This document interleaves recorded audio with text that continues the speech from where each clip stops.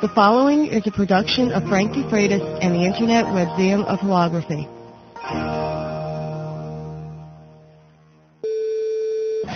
Hello, this is Frank DeFreitas, and welcome to HoloTalk, the Internet's laser and holography talk show.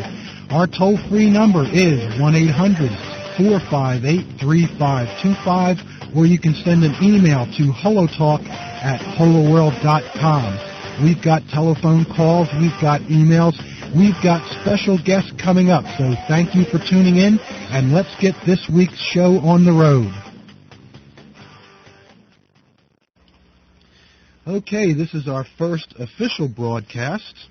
We're transmitting two speeds, 14.4 and 28.8, so choose your speed accordingly. I'd like to welcome a new member to the crew, Debbie Lee. Hi, Deb. How you doing? I'm good, Frank. How are you? Okay, I'm doing great.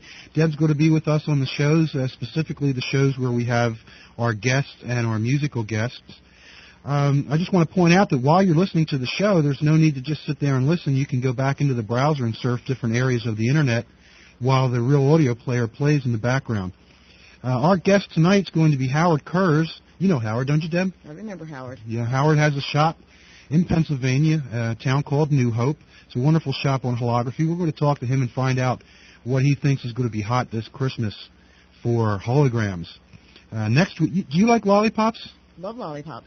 Well, the reason why I ask is the fact that the guest that we're going to have on the 23rd is Paul Graham, and Paul is involved with putting holographic images on candy. That's an interesting concept. That's a very interesting concept, and we'll be speaking with him to find out what this is all about. Our musical guest tonight is Jane Doe. They'll be closing out the show. They're from Dallas, Texas, an all-girl band, and stay tuned for that. Well, let's go to the phone and pick our first question. Yes, I was wondering if I can make holograms with a laser pointer. Thanks a lot. This is becoming a very common question, especially with the popularity of laser pointers in the classroom and the office environment. My initial reaction to this question would be no, it's not possible to do a hologram using your laser pointer. And the reason being, the laser pointer gives us quite a few of the characteristics that you would get with a helium neon laser. It's a monochromatic light source, and it's even operating at a very close wavelength to helium neon lasers. The laser pointer you can get now at 635 nanometers. The helium neon laser functions at 633 nanometers. What the laser pointer or the laser diode, because there's a laser diode in the laser pointer, what it lacks is what's called coherence length. Coherence length is the property of that laser light that allows us to record the depth of an object. And laser pointers, laser diodes are severely lacking, almost non-existent in regards to coherence length. Where with a helium neon laser, you've got an ample supply of this characteristic which allows us to get very deep holograms. What I would suggest that you do is use your laser pointer to view holograms, and specifically laser transmission holograms. Any hologram that's been created that you either made yourself with your helium neon laser or that you purchased through one of the suppliers that was made with a helium neon laser, you will be able to view with that 5 milliwatt 635 nanometer laser pointer.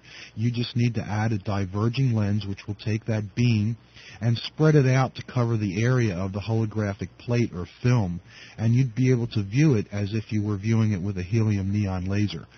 I know there's been some research into doing holograms with laser diodes. I believe they need to have some supplemental equipment put on them, such as chillers and other things of that nature, in order to increase that coherence length and allow them to make the hologram. So I don't want to discourage you. You may be able to make a little hologram. You might get the depth of a postage stamp, so you may get the image of the postage stamp itself, but you will never be able to make a hologram with any impressive depth using a laser pointer. Okay, let's go and take our second question. Hi, I'm a first-year physics student, and a few of my classmates and I would like to know what types of jobs are available in the field of holography, and are there many women working in the field? Thanks. Okay, what type of jobs are available in the field of holography? Well, If you're a physics student, and I imagine you're going to go through either 4 or 8 or perhaps even more years of college or university study before you come out to go into the working world, I don't know too many people that would invest that much money and that much time to come out and do holograms that would wind up on a cereal box.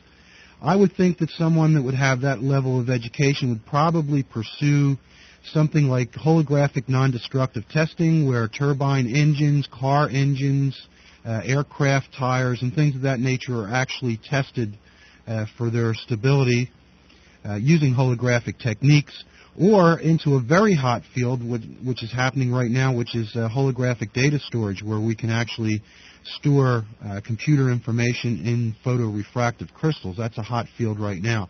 So there are a number of jobs that you can go into doing holography, and also you may find yourself working in a holographic lab, maybe producing security holograms or commercial holography as well. To answer the second part of your question, are there many women working in the field of holography? It would probably be best to have one of the women guests that we would have on the show later on come on and actually give you an answer as far as how they feel women are represented in this field. I know personally when I got started in holography, the first person that I saw a holography exhibit from was Margaret Benyon from United Kingdom. And that was a wonderful exhibit, a lot of large format laser transmission holograms. And there's quite a few women that are working in the field of holography. What the ratio is and how they feel that they're represented compared to the males that are working in holography, let's wait until we get one of the female representatives of holography on the line and see how they feel about that sometime with another show. So we'll hold on to that question. How about if we go to a couple email questions? Deb, do you want to grab one of the questions that we have here? We have a printout of the email. How about if we start with question number 1, of course. Okay. All right. The question is, I'd like to ask you what kind of technology it will take to be able to send a hologram, and are we really that far away from that level of technology? Okay.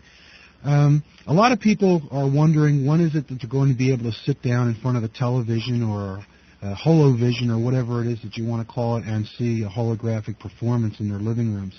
This has been a promise and dream that we've been pursuing for many, many years.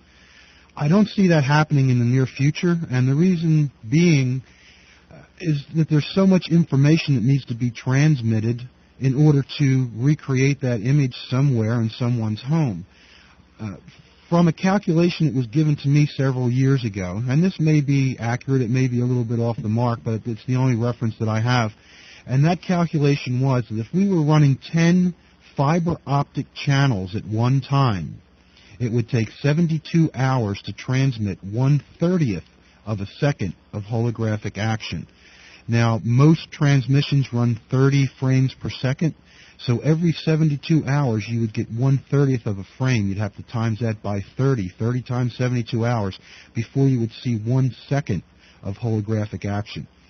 One of the biggest promises that may help us out is actually data compression. You're actually listening to something right now that's using data compression, which is real audio on the Internet. It's getting better and better all the time. If we can take that huge amount of information and somehow learn how to compress it down, we may see this technology become a reality sooner than we imagined.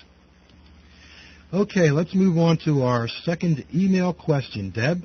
Okay, Frank.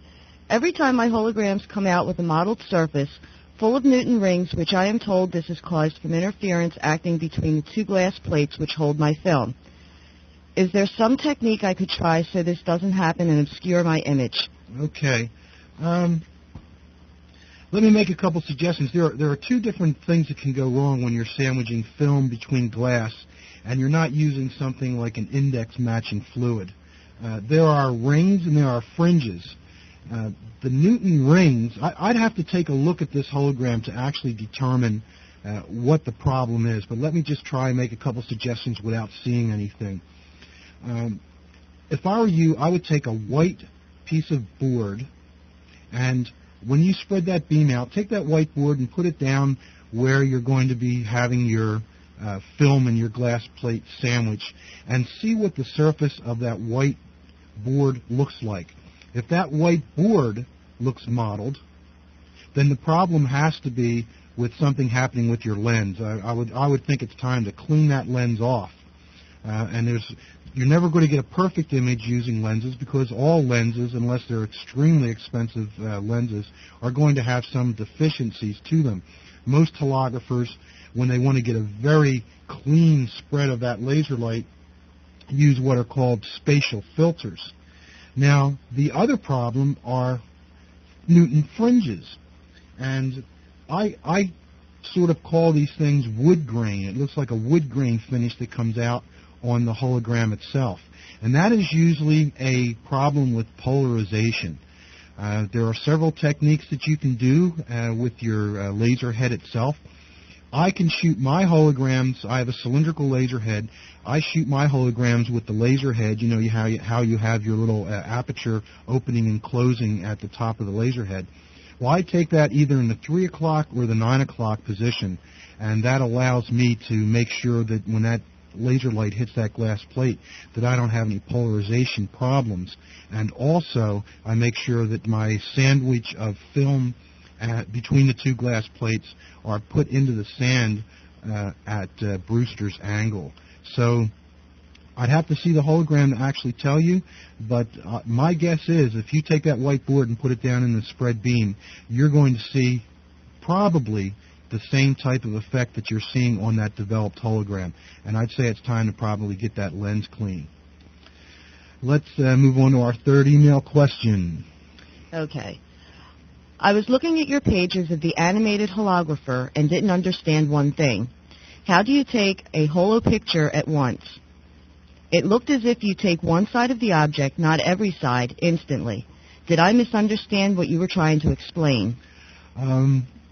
No, but I think I need to explain that the animated holographer is showing a split beam reflection hologram, and there are types of holograms where you do all sides of the object, such as multiplex holograms, or also known as stereogram holograms, where the object is put on a turntable and rotated while it's being filmed, and then that film is used to create the actual stereogram or multiplex hologram. That way you get a 360-degree view and you can see all sides of the object. When you're shooting a straightforward split beam reflection hologram, you're only going to get the object side that's facing the glass plate. So, no, you probably didn't misunderstand it. You were probably looking for another technique. There are many techniques to do a hologram. Split beam reflection is just one, but that happens to be the one that's being used for the animated holographer.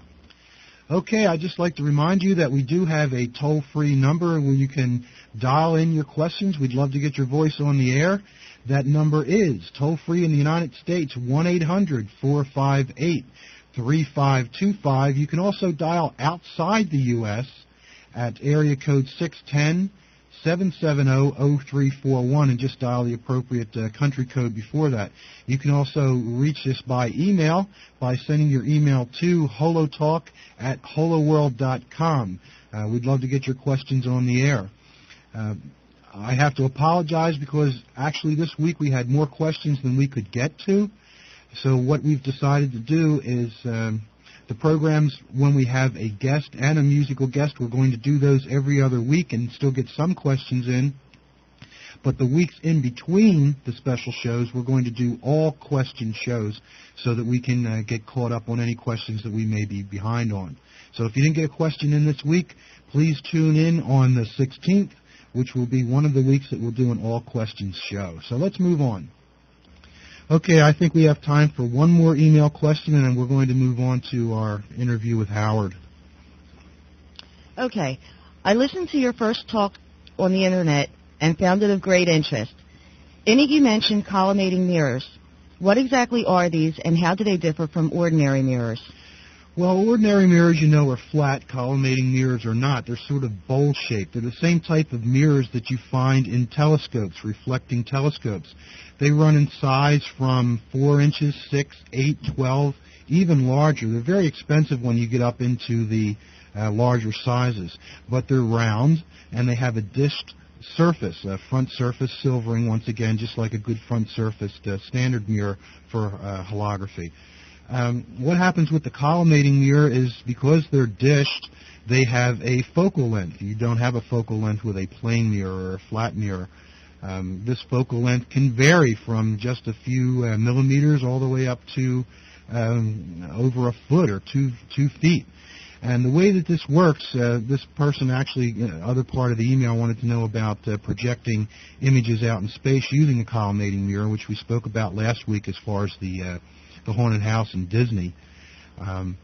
You take a slide with a slide projector, and at the focal point of that mirror, let's say the focal point is 18 inches away, you project that slide onto the mirror at an angle. And then if you were to move away from the mirror and stand somewhere else in the room, that collimating mirror will actually focus that object at 18 inches away from its surface, and it will appear as if that object is actually floating in space at that 18-inch focal point. So that's basically what a collimating mirror is. You can check any catalog like Edmund Scientific if you'd like to buy one and experiment with it. They come in different types of surfaces. Sometimes they're coated, gold surface, luminized, protective coating. All of them have different prices. But once you get up into the 10, 12, even 16-inch mirrors, they become very, very expensive. Okay, let's move on to our interview portion of this broadcast. This week's guest is Howard Kurs. Howard owns a holography shop called Laser Illusions located in New Hope, Pennsylvania. It's a wonderful shop, and we're going to be speaking with Howard and finding out some of the unique holograms that he has on display there. And he's also going to give us an idea as to what he feels is going to be hot for holograms this coming holiday season. So let's move on to our interview with Howard, and we'll be back with you right after the interview is completed. Okay, we're on the line with Howard. Are you there, Howard? I'm here, Frank. Okay, how are things down in New Hope? In New Hope, it's a little cloudy today, but hopefully it's going to pick up. You know, I've been down in your shop several times, and I have to tell you this, and I'm being honest when I say this. I've been to places where you could go to see holograms where you have to pay $10, $15 to go in and see them. Yes, I've heard of that. But your shop is just as good or even better than some of the places that I've paid $10 or $15 to get in and see holograms. You've got an incredible shop down there. Well, I thank you very much. I've heard the same thing from people, that they've been to other areas and they call them museums, and all I say is, well, how do you like my museum? And I say, well, it's really nice. And I say, what did you pay to get in the other museum? Oh, $10. I said, well, geez, what did you pay for this one? And I laugh, and they laugh sometimes. I know you've got some very unique pieces that you want to tell people about, but before we get there, I know the holidays are coming up. Thanksgiving's right around the corner, and it's when everyone's thinking about that unique gift that they can give to someone. Mm-hmm. What type of holograms that you have in there that you think are going to be hot this year just for the general public that would come in? Well, for the general public, one thing that always seems to be popular are the Star Trek holograms, perennially popular. One in particular, the most popular, maybe the most popular hologram in the shop, bar none, is something called Ferengi Klingon Borg. Oh, okay, yeah, I remember that. You see the three aliens from Star Trek, and it is on photopolymer. It's extremely bright, extremely well done. But then we have the other Star Trek ones. Also, there are some that are fairly interesting, especially the computer people. We have two computer mouse holograms where the older version, when I say older, it's just different, is a mouse, like a live-type mouse on a computer keyboard, and as you approach the hologram, the live-type mouse turns into a computer mouse. Unfortunately, it says Microsoft on it. I'm a Mac man, but that's the way it goes. The other one is kind of interesting, computer mouse. It's a 3-channel hologram, meaning that it changes 3 times. You see a mouse on a computer keyboard once again. You also then see a mouse all by itself, meaning the computer mouse. And then you see a mouse on top of the computer mouse. In other words, a live-type mouse, and it looks like he's surfing on the mouse. So let's say that I guess he's surfing the web. That's what I interpret this as being. It's Yeah. kind of really neat. That would be of interest to people that are on the web listening to this right now. Uh-huh. Another question I have for you. This would be more toward the people that are logged on right now listening that are already involved with holograms. Do you find that people are gravitating more towards the photopolymer holograms now, and maybe the silver halide ones that are on the film are sort of like being pushed to the back of people's minds when they're coming in there now? What seems to be the reaction to people when they see a photopolymer compared to the old silver ones now? Well, I would say that the photopolymer are pulling ahead because, in general, they're brighter. They seem to be quite a bit brighter. Some of the old silver halide ones are not bright at all, and when they're not bright, they're just not anywhere near as popular. Although there are some exceptions where there are silver halide ones that were done exceptionally well, and they're pretty bright, and they still sell okay. But in general, the photopolymer are definitely selling better, and it looks like that's the way that the industry is going. I'm guessing that there's even a problem as far as the availability of silver halide film for holograms. I guess you would know even more about that than me. The AGFIS situation. Yeah, I think everything is going to photopolymer. In fact, from what I know, glass plates are basically just about gone, and anyone doing them is going to photopolymer. I think that's the way the whole industry is going. Now, with all these holograms you have down there, and I'll tell you, when I was in there and I saw all of those holograms, I figured out that if everyone just took 1 minute at each one of the holograms that you have down there, they'd probably be there a few hours. We do have that. I'll tell you, that's incredible, man, holograms. We have, probably a good 250 on display. I haven't counted lately, maybe more. 250 holograms on display. At least. That's a few hours. If someone were to take 1 minute at every hologram, looking at it closely and enjoying it, that's a couple hours. There are people that do that. I've had people that have been in here several hours.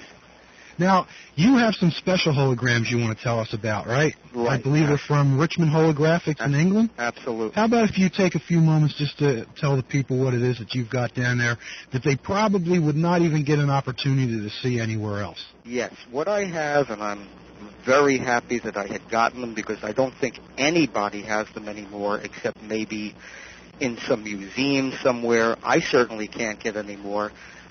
These are holograms on glass plates, and some of them are considered limited editions, where they are signed by the artist and numbered, and some of them are considered open edition. But whether or not they're open editions or limited editions, it really doesn't even matter anymore because they're all limited in that you can't get any of them anymore except from possibly someone like me, and I don't know of anyone else that has them. I might be the only one left. I've been trying to find them, and I can't. Richmond's not producing anymore. Oh, no, they haven't for years. For instance, I have a huge one from Richmond. This is a limited edition. It's of an owl. The owl is actually a snowy white color, and it's a live owl landing on a fence post. And, my God, I can't even think of what size that is, but it's the size of a huge poster. It's a huge glass plate that this is on, and there were only 20 of them ever produced. Oh, boy. Yeah. The other one that, I guess they like birds down there, over there, we've got one of a peregrine falcon on a glove. Very, very three-dimensional, very bright. I have that in my window. You still have Lindau Man? I still have Lindau Man, and that's an amazing Very one. famous hologram. Very famous. It's kind of grotesque, but it is, you might know the history of it even better than me. It's a body that had been dug up in an English bog. Yes. And it was evidently a ritual slaying that took place, I guess, over 1,000 years ago. From the Iron Age. Yeah, exactly. But the body was very, very well preserved in this bog, and you can see, features on it, and evidently this poor fellow was bludgeoned to death, stabbed to death, hanged, because you can still see the rope, the remnants of the rope around his neck, and while it is very grotesque, it's absolutely crystal clear. I believe they have a copy of it in the British Museum. Yes. And it's a very, very famous hologram. So that's one I have. The story that I've heard is that hologram is so crisp and clear that the scientists said that when they had a chance to see the hologram, they saw things in the hologram that didn't even catch their attention when they were examining that body when they had it right in front of them. No kidding. That's how clear and crisp that hologram is. It's well, an I incredible believe piece. it, because when you look at that hologram, you'd swear that you were looking at the body in a glass case in a museum. That's what it looks like. What are your price ranges for holograms? If someone walked in the store, you got a 12-year-old kid, just got his allowance, he could get a hologram for what price? And then you've got money bags walking in that has the unlimited Visa card. What could they get at the high end? I have hologram stickers that are actually photopolymer holograms that I'm looking at right now for $4.95. Now, even a step down from there, I have embossed stickers for as little as $1.95. Now, these are stickers, but actually some of these stickers, for instance, I'm looking at one, it's a brain skull is the name of it. It's actually anatomically correct where you see the outside of the skull and then you see the brain showing. Maybe a little grotesque, but kind of interesting. But the it's kids like that. $4.95, and I used to have that as a framed hologram. Now we have it as a sticker. I see. Okay. Going up from there, typically the framed holograms that we have start at $21.95 for matted holograms in 5x7 frames. And then the next step up is $49.95 for 8x10 matted holograms. And then we go up to about the $150 level for a full 8x10 film hologram, say in an 11x14 mat. And then we take a big jump up when we get to glass plates. And just to go to the opposite end of the spectrum, I would say that owl that I mentioned about earlier, I understand that one other person in the country that has it and is selling it has it listed for $13,500. I don't even know what I would sell it for. I think I may keep that one for myself as my collector's item. That's money in the bank. Yeah, something like the Falcon, that's about $4,000. Some of the others, like Lindau Man, something like that would be $2,000. And others on glass plates that size, which is 16x20. I have some of a couple of attractive women, for instance, the daughter of the holographer that actually produced that one. Oh, yes, her name Paloma. is Selena Orr. Yeah. That's Emma Jane. Oh, that's I see. in my window. That's a very bright, crisp one. Another one named Paloma. Another young lady that is looking into a mirror. And it's very three-dimensional, and you can actually see her and her reflection in the mirror. And I have one of a Saxon helmet, which, once again, it looks like you're looking into a case, except in this case, part of that helmet is sticking way out into space. Yes. So that's another Richmond hologram that I have. And these are all investments when you get up in that range. Absolutely, because you can't get them anymore. Nobody. I've tried. Nobody has them. They are completely unavailable.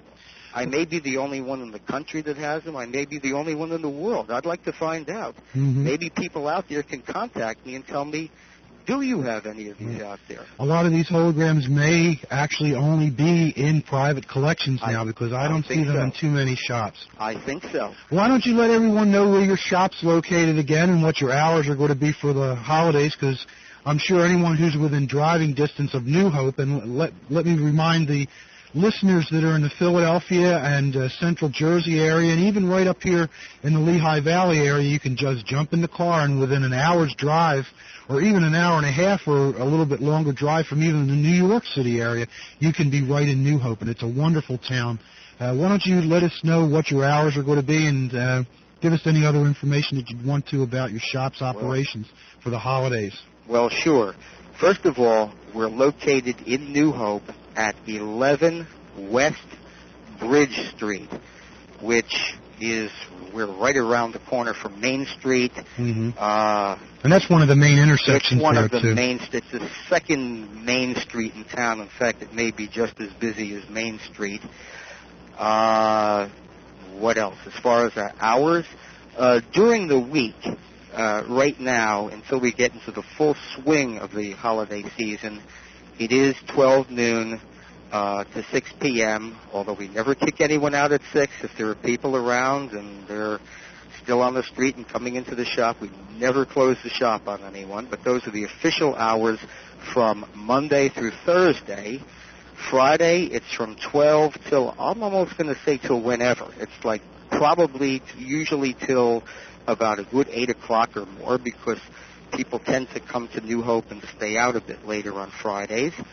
Saturdays, we're open from 11 till, I'm going to say, until late, because people really seem to be in New Hope late on a Saturday, and I stay open late. And late means at least 11 o'clock at night. Okay, sometimes longer. Sunday tends to be 11 to about 8 o'clock at night, and that's basically how the week goes. Now, as we approach Christmas, I would say after Thanksgiving, we'll probably open an hour earlier. Say we'll open at 11 a.m. But those are pretty much going to be our regular hours. Okay, let me just point out to everyone that you've got a wonderful selection of restaurants in the areas and also nightclubs with live music most nights of the week. So after your visit at Laser Illusions, I'm sure you can either have a dinner before or have a dinner after and make a whole night out of the trip. That's true. So I want to thank Howard for being one of our guests this week, and Howard, good luck with the season, and maybe we'll try and get you on a little bit closer to Christmas so you can let people know what's hopping out of that store and what's hot with Holography this year, okay? Okay, Frank. Well, okay, thank you Howard. very much. Take care. Bye-bye. All right, bye-bye. Okay, that about wraps it up for this week. Thanks to Howard Kurs for being our guest. I'd like to remind you that you can send your questions in. We have a toll-free line for you, 1-800-458-3525. Dial in with your questions. We'll get to them next week. You can also send email to holotalk@holoworld.com. So, Deb, how was your first experience with your first show with HoloTalk? I had a real good time. Okay, you're going to come back and be with us on a regular basis? Looking forward to it. Okay, anything you want to say to anyone before we head out? No, just thanks for being with us, and good night. Okay, so we're going to get to Jane Doe, which is an all-female band out of Dallas, Texas. Jane Doe is Susan Carson, Gloria Cortez, Deborah Druin, and Vicki Stewart. And they're very good musicians that have gotten together to form their own band. Vicki, in fact, toured with Pat Benatar, Lita Ford, and Night Ranger. And they have a new CD out, which is called Cherry Pie. We're going to be playing the title song from that CD. You can pick up the CD if you're in the Dallas area at Blockbuster Music, Bill's Records, Pagan Rhythms, Border Books and Music. So if you like what you hear, go on down and support Jane Doe in Dallas, Texas. So this is Frank DeFreitas saying goodbye for this week of HoloTalk. And don't forget to tune in next week. Give us a call with your questions.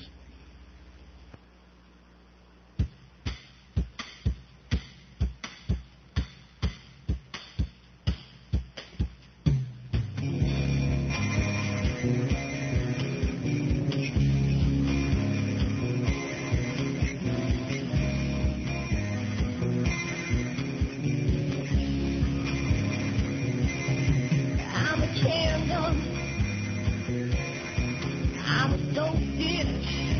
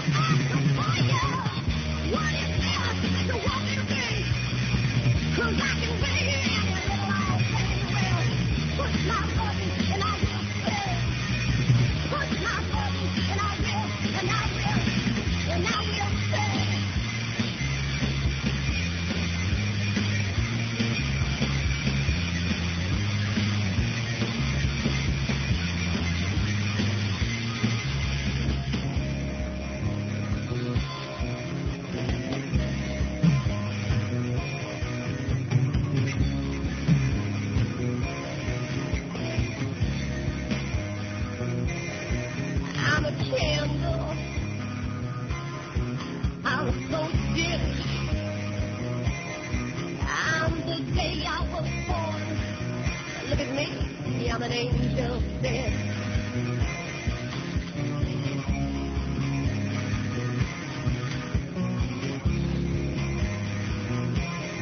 I am toothpaste. I'm your ice cream cone, baby. I'm your cherry pie. I'm your water. Come back to fire. What you say, you want me to be? 'Cause I can be any little thing. Well, push my button and I will stay. Push my button and I will stay. Hey, I'm your cherry pie, baby.